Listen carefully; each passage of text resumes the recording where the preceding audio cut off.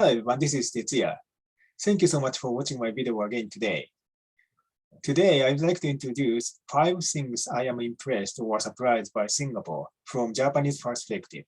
I have already made 2 videos about Singapore, about what I was surprised by Singapore. So this is the 3rd video. Anyway, let me get started. The first thing is what I was impressed by Singapore, unification of Singaporean people's mind. In 2017, I was luckily in Singapore on Independence Day. On the day, I went to a place famous for Merlion. Over there, I saw a huge number of Singaporean people gathering, enjoying and being proud of their own country, Singapore.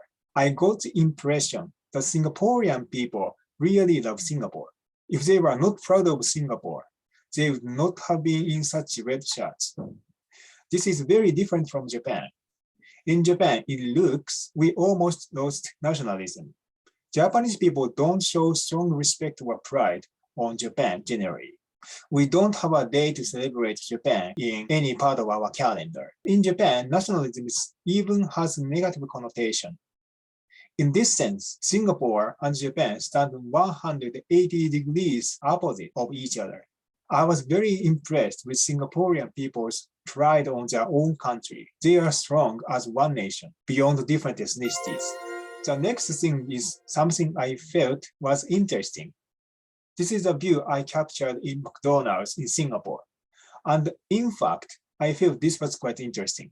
Do you know why? First, there are 3 main ethnicities in Singapore: Chinese people, Malay people, and Indian people.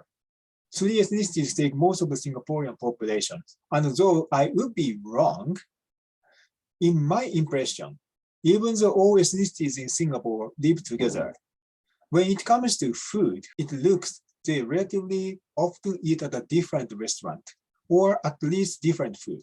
First, Malay people specifically eat at halal restaurants because they are Muslims. Second, Chinese people can generally eat anything unless they are vegetarians, so they will be anywhere. Lastly, it looks generally Indian people tend to eat at Indian restaurants, or at least Indian food, preferably. Even at hawkers, food court, sometimes different ethnicities are eating in different areas, or at least eating different food. But when it comes to McDonald's, I can see all ethnicities are eating in the same place and eating the same food. It looks McDonald's is serving universal food everyone can eat and love. This was quite interesting to me. The third thing is what I am impressed with Singapore, the ratio of students at the university. In Singapore, I studied at the university called National University of Singapore, which is also called NUS in the short form. At NUS, majority of undergraduate students were Singaporean people. But when it comes to master's degree or PhD, majority of them are foreigners. There are 2 impressive aspects in this. 1, the university is receiving a lot of income from foreigners by tuition fees.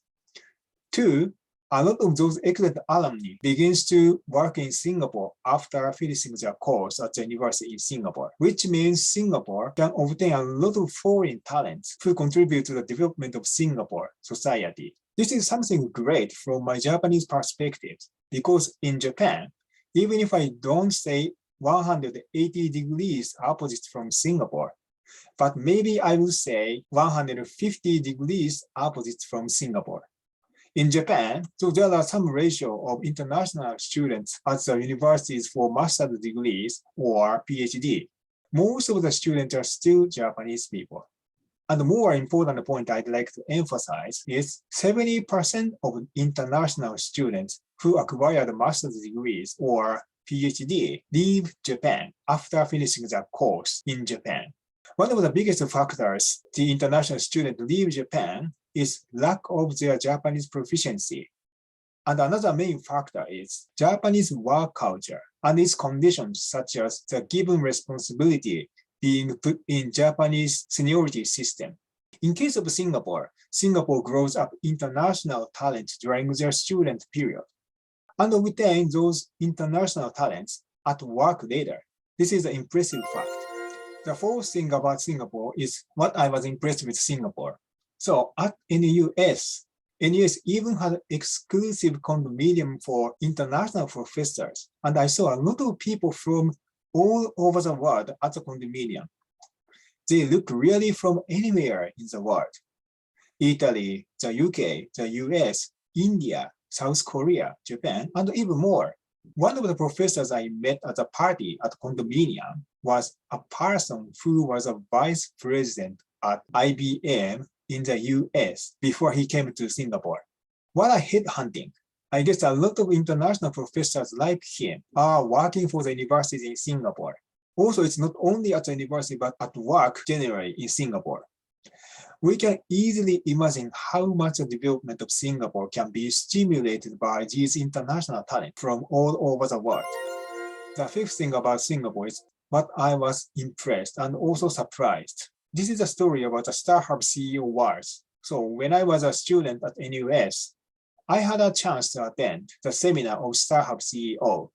StarHub was the second biggest telecommunication company in Singapore at the time. What surprised me during the seminar was the specific words of CEO. What he said was, disrupt yourself before others disrupt you.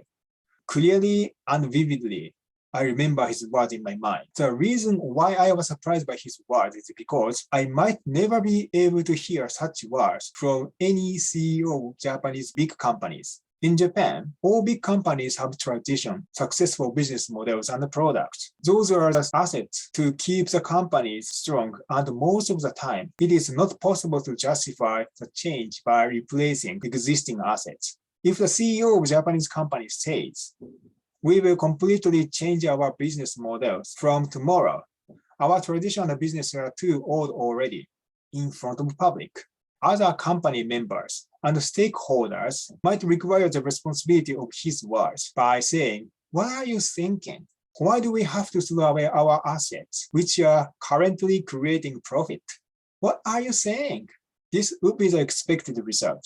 But in Singapore, or at least at StarHub, even though, of course, I do not say StarHub doesn't have any tradition or existing assets, but still CEO bravely declares the fact that they needed to keep changing without relying on their existing assets.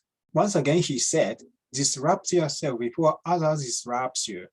Normally in Japan, only when we are disrupted by others, we can only justify the change. But the point I want to emphasize again is I was surprised and also amazingly impressed with StarHub CEO's words. Singapore is a society which always changes for the better quickly. By the way, I am thinking of making one specific video to explain the analysis of why Singapore became this successful based on my own experience and also some research I have made after knowing about Singapore. If I've received a lot of requests from you, I am going to make this kind of video later. Thank you so much for watching my video up until here today, and see you in the next video. Bye bye.